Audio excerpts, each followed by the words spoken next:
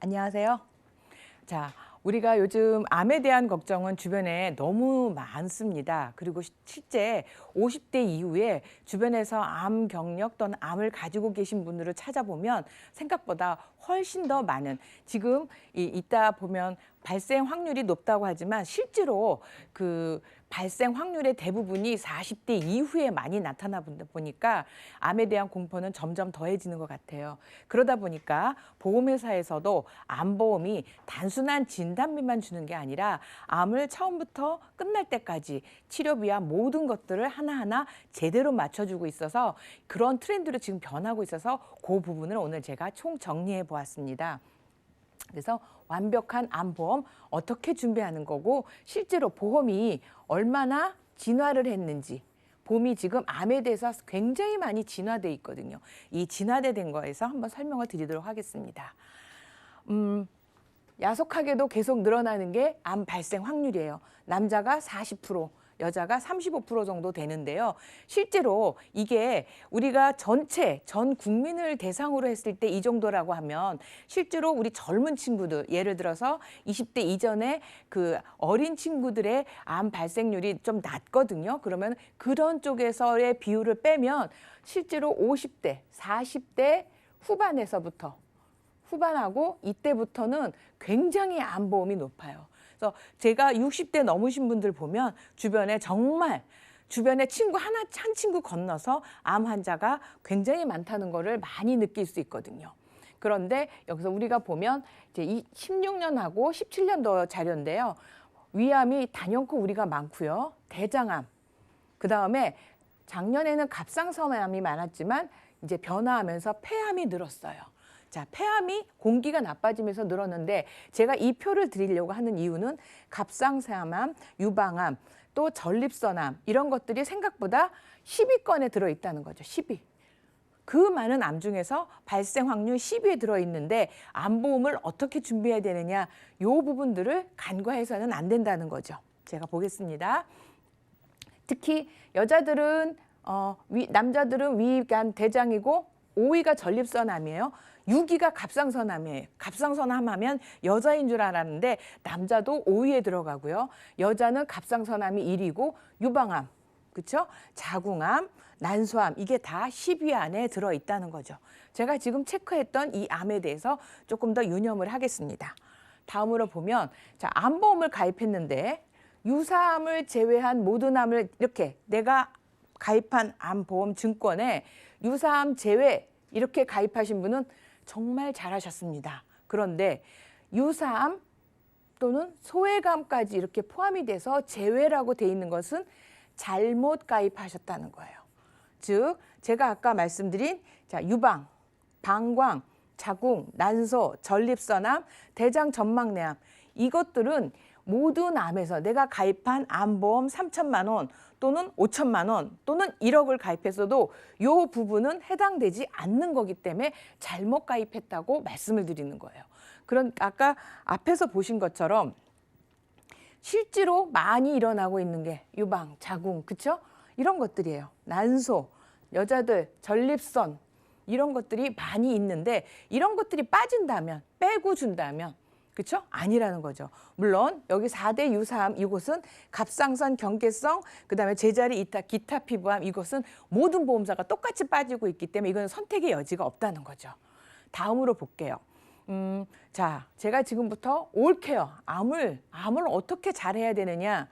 자, 전조 증상이 있고요. 진단을 받은 다음에 어떻게 치료하고 어떻게 재활을 해서 그다음에 내가 힘들 때 우리 집에 와서 가정일을 돌봐주는 그런 보험 특약까지 지금 생겼다는 거죠. 재발을 방지하며 말기암은 어떻게 내가 치유를 할 것인가.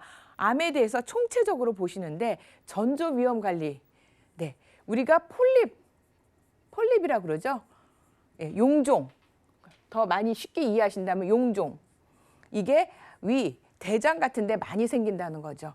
자, 대장의 이 용종을 굉장히 보험회사는 싫어하죠. 왜냐하면 이것이 대부분 놔두고서 커지면 암이 되는 확률이 굉장히 높기 때문이죠.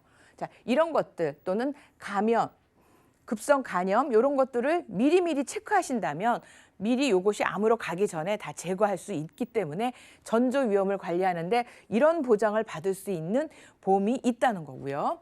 다음으로 보면 자, 1년 안에 끝나지 않아요. 암은 평균 5년. 그래서 5년이 지나야 우리가 완치 판정이라는 말을 쓴다는 거죠. 자, 근데 5년이 끝나지 않는데 제가 이거 갑자기 무슨 불사조암 이런 게 어디 있어? 네, 불사조암이라고 제가 쓴 것은 받고 또 받는 거죠. 평생 내가 몸에 암세포만 나타나면 이게 재진단암입니다. 근데 이 재진단암이 여기 돼 있죠. 다른 부위로 전이된 거, 그 다음에 재발되는 거, 그 다음에 또 새로운 암이 내가 위암이었는데 간 쪽으로 생긴다든지 이렇게 새로운 암이 되는 경우 있어요. 가장 우리한테 주목을 받는 게 잔여암이라는 거죠. 암을 우리가 진단을 받고 바로 끝나지 않고 5년 안에 하는데 예를 들어서 대장암 같은 경우에도요. 대장암의 투병 기간이 10년 이상이 굉장히 많습니다. 대장암이. 그러면 10년 동안에 내 몸에 암세포가 있어서 나는 주기적으로 항암을 하거든요. 그런데 진단비는 모든 진단비가 일회성이기 때문에 한 번밖에 안 나오면 그 뒤에 치료비, 10년 동안의 치료비 이거는 내가 부담해야 된다는 거잖아요. 이것을 재진단암에서는 계속해서 내 몸에 잔존암, 그렇죠? 남아 있다면 계속 돈을 준다는 거예요. 언제까지? 평생. 그래서 제가 불사조암이라고 하는 표현을 한번 써봤던 거죠. 그러면 우리가 재진단암과 2차 암이라는 것을 아마 증권에 가지고 계신 분들이 있어요. 2차 암은 일회성이에요. 저거는 무한 반복인데 이건 일회성이고 여기서는 자 원발과 전이암만 준다는 거죠. 전이암, 그다음에 새롭게 전이된 거, 새로운 암이 생긴 거. 그러면 재발되었거나 잔여암은 포함이 안 되는데 꼭 2차 암을 가지고 계시면 내가 또 다른 암을 준비했구나라고 생각할 수 있는데 그건 아니라는 거죠. 저는 그래서 2차 암보다는 재진단암을 준비하시는 거, 내 증권에 담아야 된다는 거 말씀드리고 싶습니다. 그다음에 재진단암이 1년 주기가 있고요. 2년 주기가 있어요. 자, 예를 들어 볼게요. 이 사람이 처음에 암 진단을 받았죠. 이름 여기서는 어디가 나오죠? 예, 암보험에서 진단비가 나갑니다. 5천을 가입하던 3천을 가입하던 1억을. 그리고 난 다음에 1년짜리는 네, 대장암에 치료받을 때마다 매달 돈이 1,000만 원씩 나오다 보니까 1억 1,000만 원까지 되는 반면에 여기는 반이 나오겠죠. 2년에 한 번씩이니까. 근데 이게 계속 가는 거죠. 언제까지? 평생. 그래서 재진단암이 좋고요. 재진단암에 가능하다면 저는 1년 주기 재진단암을 꼭 준비하셨으면 좋겠는데 단지 이 재진단암이 비싸요. 싸지는 않아요. 그런데 어린이 보험에는 이 재진단암이 많이 저렴합니다.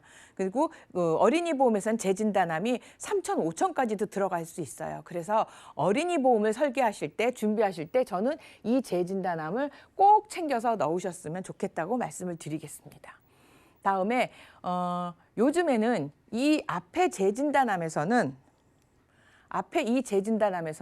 어떤 거로가 돼 있냐면 이게 갑상선, 기타 피부, 전립선암이 제외돼요. 그런데 최근 불과 2달 전에 생긴 거는 얘도 포함해서 돈을 다 주겠다. 다 보장하는 거예요. 재진단암인데 기타 피부, 갑상선, 전립선암으로 내가 또 전이가 되어서 또는 재발이 돼서 또는 잔존암이 있을 경우에도 100% 모든 암에 대해서 재진단암을 주겠다라고 생긴 게 최근에 생겼어요. 그래서 가능하시면 신재진단암이 좋겠죠. 아무래도 앞에 재진단암보다는 신재진단암이 조금 더 비싸긴 하지만 그래도 혹시 내가 그다음에 갑상선이나 전립선 쪽에 약간 얘가 약하다라고 생각하신다면 같은 재진단암에서도 신재진단암, 그렇죠? 신재진단암을 선택하시는 게 훨씬 안정적으로 내 위험 관리를 하실 수 있습니다.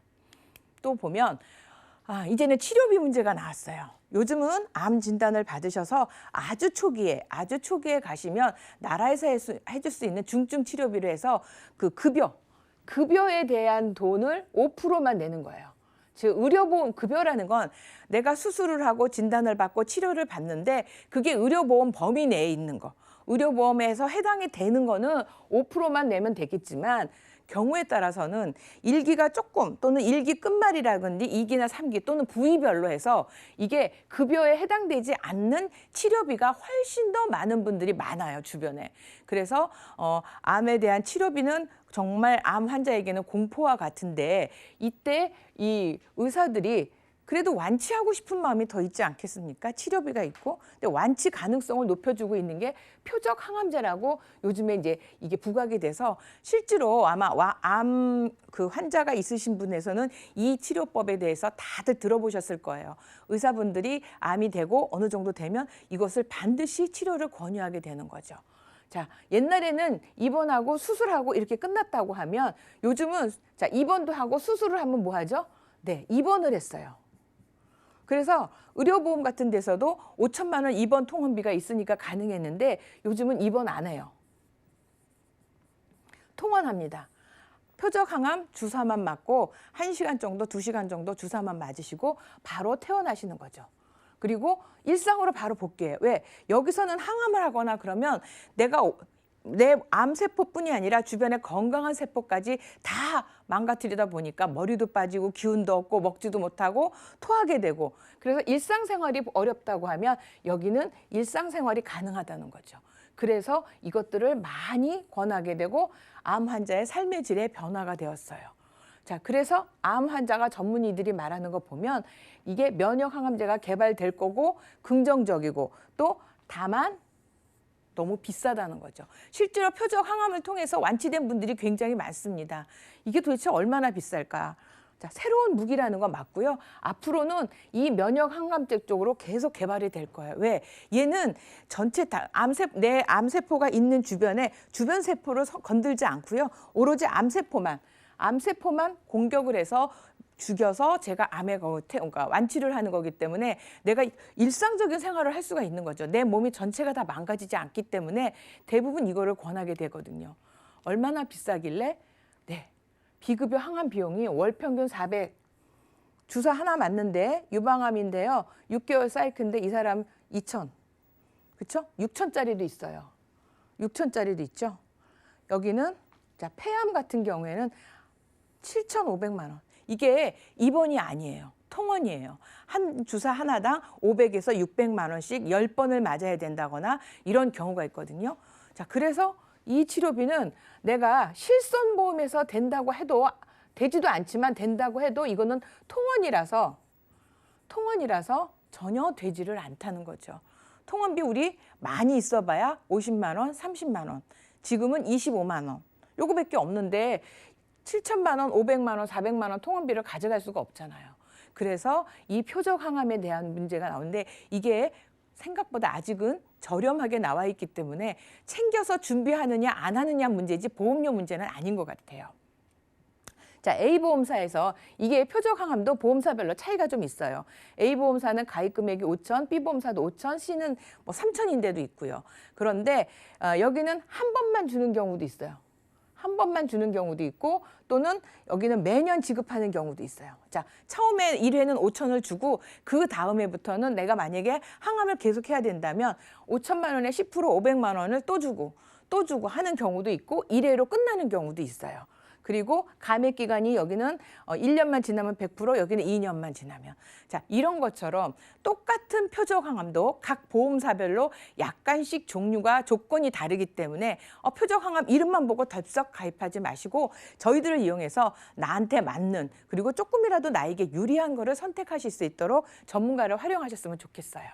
그리고 요즘에 좀 재밌기도 하지만 이게 또한 어떻게 보면 필요한 것 같아요. 내가 암투병 하고 있는데 도대체 아이들도 거둬야 되고 정말 집안일도 해야 되는데 기력도 없잖아요. 이게 100회까지 나와서 도움을 줍니다. 근데 이것도 그렇게 아직까지는 비싸지 않는 거. 그래서 이런 부분도 나와 있다는 거. 아주 그러니까 굉장히 암 치료를 위해서 필요한 거 코목코목 하나 다 나와 있다고 보시면 돼요. 또 하나가 있어요. 통원비가 생겼어요. 그래서 상급 종합병원에 가면 통원할 때마다 10만 원씩 주는 거죠. 이게 몇 회까지 주냐면 30회까지 주고 있어요. 그래서 내가 통원을 할 때도 통원비도 받을 수 있는 거가 있는가 하면 물론 자 입원비가 있는데 과거에는 4일째부터 10만 원, 20만 원짜리 암 입원비를 가지고 계실 거예요. 그런데 생각보다 실제로 대학병원에서 수술하고 입원하시는 케이스는 5일에서 6일 정도밖에 안 되거든요. 그러면 그 보험을 비싸게 내가 가입을 했는데도 불구하고 하루나 이틀밖에는 보장을 못 받는 거죠. 그런데 요즘 대부분 그렇다고 그분 환자들이 집으로 가느냐? 집으로 가기 어려워요. 왜냐하면 내가 너무 기력이 없기 때문에. 그래서 암 요양병원에 대부분 들어가는데 이 요양병원이 과거에는 있었지만, 그러니까 아주 옛날에는 이 요양병원 입원비가 나와 있지만 중간에 없는 경우가 많거든요. 이게 시비가 많이 붙어서 최근에는 이 요양병원이 별도로 가입하실 수 있도록 돼 있어요. 그래서 그냥 입원비 하시지 마시고 이 요양병원 반드시 체크를 좀 하셨으면 좋겠다는 거. 네, 다른 거. 그다음에 항암 치료도 한 번으로 끝나는 게 아니라 계속 받을 수 있는 거, 이런 것들이 나와 있다는 거죠. 또 다음을 보시면